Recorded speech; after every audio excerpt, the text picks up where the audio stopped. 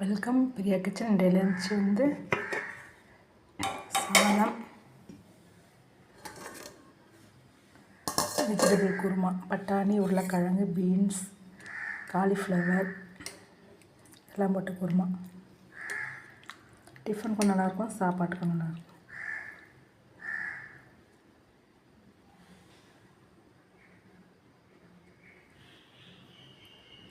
Cauliflower kurma,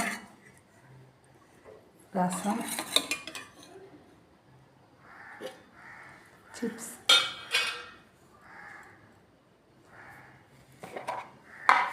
நார்த்தங்காய் ஊறுகாய்.